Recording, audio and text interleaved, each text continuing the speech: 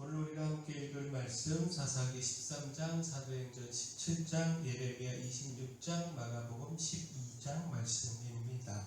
자, 오늘 말씀으로 나눌 주제는 사명입니다. 우리가 사명의 삶을 살아가야 한다. 우리에게 주어진 사명 이루어가야 한다라는 것인데, 자, 먼저 거룩함으로 이루어가야 합니다. 주의 사명을 이루는 삶의 거룩함은 필수입니다. 사사기 13장은 삼손의 출생에 대하여 전하는 말씀입니다. 곧 하나님의 사자가 임신하지 못하던 마누아의 아내를 찾아와서 임신하여 아들을 낳게 될 것을 전했습니다. 또한 그 태어날 아이는 태중에서부터 나시린으로 선택된 존재로 이스라엘을 구원할 사명을 감당해야 함을 전했습니다. 따라서 태중에서부터 거룩함으로 구별되어야 하기에 임신한 그 어머니가 포도주를 또 독주를 금하고 부정한 것을 피하여 거룩함을 지키라 명령을 했습니다. 사사기 13장 4절 5절 말씀 보면 그러므로 너는 삼가 포도주와 독주를 마시지 말며 어떤 부정한 것도 먹지 말지니라. 보라 내가 임신하여 아들을 낳으리니 그의 머리 위에 삭도를 내지 말라. 이 아이는 태에서 나옴으로부터 하나님께 바쳐진 나시린이 됨이라. 그가 블레셋 사람의 손에서 이스라엘을 구원하기 시작하리라 하시니. 자, 결국 여기서 깨닫게 되는 것이요, 주께서 주신 사명은 거룩함으로 이루어 가야 한다라는 겁니다. 곧 주님께서 쓰시는 사람은 거룩하고 깨끗한 사람입니다. 금그릇이든 질그릇이든 그 가치와 상관없이 깨끗해야 주님 쓰시기에 합당합니다. 거룩하지 않고는 주님께 쓰임받을 수 없고 또 그 사명도 감당할 수 없습니다. 따라서 사명을 위하여 무엇보다 거룩함에 힘써야 합니다. 자, 또한 우리의 사명은요, 열정으로 이루어 가야 합니다. 온 힘을 다한 뜨거운 열정, 이것이 우리 사명을 이루어 가는데 중요한 요소가 됩니다. 이 열정 없이는 사실 사명을 이루어 가기가 어렵습니다. 사도행전 17장은 바울의 제2차 선교 여행 중에 데살로니가와 베레아 그리고 아덴에서의 전도와 열매에 대해서 기록하고 있습니다. 유대인들의 방해가 계속됐지만 바울이 온 힘을 다해 열정으로 복음을 전했음을 말씀하고 있습니다. 그 사도행전 17장 1절을 보면 그들이 암비볼리아 아볼로니아로 다녀가 데살로니가에 이르니 거기 유대인의 회당이 있는지라.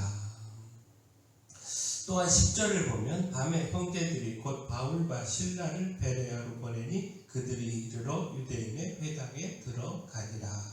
자, 15절 말씀 보면 바울을 인도하는 사람들이 그를 데리고 아덴까지 이르러 그에게서 실라와 디모데를 자기에게로 속히 오게 하라는 명령을 받고 떠나니라. 자, 바울의 복음의 열정을 보여주는 말씀입니다. 바울은 암볼리아, 또 아볼로니아, 데살로니가, 베레아, 아덴 등을 다니면서 유대인들의 반대와 핍박, 여러 어려움 가운데서도 포기하지 않고 복음을 전했습니다. 그 데살로니가에 이르러 3주 동안 힘써 복음을 전하며 회당에 들어가 성경을 강론했습니다. 이를 통해 경건한 헬라인의 큰 무리와 더 적지 않은 귀부인들을 전도할 수 있었습니다. 그러나 유대인들의 시기와 핍박으로 인하여 3주 만에 데살로니가를 급히 떠나야 했습니다. 하지만 바울의 복음의 열정은 쉽지 않았는데 데살로니가를 떠나 베레아에 이르러 복음을 전하고 또다시 아덴에 이르러 복음을 전하는 등 그 뜨거운 열정으로 쉼없이 복음을 전했습니다. 자, 주께서 주신 사명 이처럼 최선을 다하여 감당해야 합니다. 주신 사명을 감당하는 것보다 앞설 수 있는 것 있을 수 없습니다. 바울의 복음과 그 사명에 대한 이 열정을 보며 우리가 우리 게으름을 우리가 돌아보아야 하고요. 주께서는 우리가 바울처럼 열정을 가지고 사명을 감당하기를 바랐음을 기억하고 우리가 게으름에서 깨어나 그 주신 사명에 식지 않는 열정, 뜨거운 열정으로 그 사명을 감당해야 합니다. 자, 또한 우리의 사명은요, 굳건함으로 이루어 가야 합니다. 그 사명을 이루어가는 삶의 그 어떤 고난도, 핍박도 흔들릴 수 없습니다. 그 고난과 핍박을 이기고 사명 감당해야 합니다. 자, 예레미야 26장은 하나님의 심판의 말씀을 전함으로 예레미야가 겪어야 했던 여러 위협과 고난에 대하여 전하고 있습니다. 곧 하나님은 예레미야에게 한마디도 감하지 말고 하나님의 말씀을 전하게 했습니다. 그리고 그 전한 말씀은 유다 백성들, 특별히 제사장들과 당시의 선지자들을 분노케 했습니다. 그들의 죄를 고발하고 또 하나님의 심판으로 예루살렘의 멸망과 성전의 파괴를 전했으니 이들이 분노하는 것은 당연한 일이었습니다.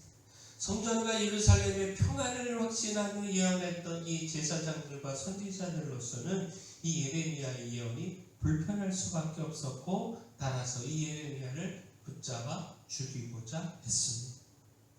그러나 예레미야는요, 그들의 위협과 이로 인한 생명의 위기 가운데서도 그 전하는 하나님의 말씀을 포기하거나 타협하지 않았습니다. 당당히 하나님의 말씀을 전했는데, 곧 예레미야 26장 12절 13절 말씀 보면, 예레미야가 모든 고관과 백성에게 말하여 이르되 여호와께서 나를 보내사 너희가 들은 바 모든 말로 이 성전과 이 성을 향하여 예언하게 하셨느니라. 그런즉 너희는 너희 길과 행위를 고치고 너희 하나님 여호와의 목소리를 청종하라. 그리하면 여호와께서 너희에게 선언하신 재앙에 대하여 뜻을 돌이키시리라. 자, 결국 무엇입니까? 하나님이 주신 사명을 감당하는 사람은 이처럼 굳건하여 흔들리지 말아야 합니다. 어떤 핍박과 위협에도 그 사명에 타협하지 말아야 합니다. 그 어떤 고난과 위협에도 흔들리거나 두려워하지 말고 굳건함으로 그 사명을 감당해야 합니다. 자, 마지막 우리의 사명은요, 사랑으로 이루어 가야 합니다. 하나님 사랑과 이웃 사랑, 뜨겁고 순수한 사랑, 이 사랑이 우리가 사명을 이루어가는 동기여야 합니다.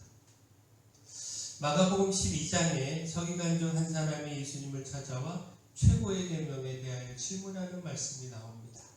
예수님은 그 질문에 하나님 사랑과 이웃 사랑으로 대답을 해주셨는데, 이 사랑이 모든 계명의 첫째요 핵심이다라는 겁니다. 자, 마가복음 12장 29절에 31절까지 말씀 보면, 예수께서 대답하시되 첫째는 이것이니 이스라엘아 들으라. 주 곧 우리 하나님은 유일한 주시라. 내 마음을 다하고 목숨을 다하고 뜻을 다하고 힘을 다하여 주 너의 하나님을 사랑하라 하신 것이요. 둘째는 이것이니 내 이웃을 내 자신과 같이 사랑하라 하신 것이라. 이보다 더 큰 계명이 없느니라. 자, 예수님의 대답을 통해서 사명을 감당함도 이와 동일함을 생각할 수 있습니다. 곧 그 사명을 감당하는 동기가 사랑이라고 하는 뜨겁고 순수한 마음에 있어야 한다라는 겁니다. 아무리 힘을 다해 헌신적으로 그 사명을 감당한다 해도 그 동기가 사랑이 아니면 무의미하고 그릇될 수밖에 없습니다. 인정받고자 하는 어떤 자기 욕심이나 마지못해 어쩔 수 없이 하는 것이라면 그 사명의 삶이 헛될 수밖에 없습니다. 오직 하나님 사랑과 이웃 사랑이라는 순수한 마음에서 이루어져야 하고, 그때의 그 사명의 삶이 하나님께 기쁨이 될 수 있습니다. 주께서 주신 사명은 거룩함으로 이루어 가야 합니다. 온 힘을 다한 열정과 흔들리거나 타협하지 않는 굳건함으로 이루어 가야 합니다. 무엇보다 하나님 사랑과 이웃 사랑이 그런 뜨겁고 순수한 사랑의 마음이 우리가 그 열정, 그 사명을 이루어가는 동기여야 합니다. 바라는 우리가 이렇게 사명을 이루어가기를 소원합니다. 사랑의 주 하나님, 주님께서 쓰시기에 합당하도록 깨끗한 그릇 되기를 소망합니다. 힘써 거룩함을 따르게 싸우니 주님께서 함께하여 주시고 도우시고 또 사용하여 주시옵소서. 핍박과 위협에도 타협하지 않는 굳건한 믿음과 안주하지 않는 뜨거운 열정으로 사명을 감당하게 하시고 하나님 사랑과 이웃 사랑의 순수한 마음으로 그 맡겨진 사명에 힘을 다하게 하여 주시옵소서. 교회 연약한 모든 분들 주님께서 강력한 손으로 안수하시고 치료하여 주시옵소서. 저에게 주신 사명, 이 마을의 빛이요 소금으로서의 사명 잘 감당할 수 있도록 힘도 주시고 지혜도 주시고 물질도 또 일꾼도 보내 주시옵소서. 예수님 이름으로 기도합니다.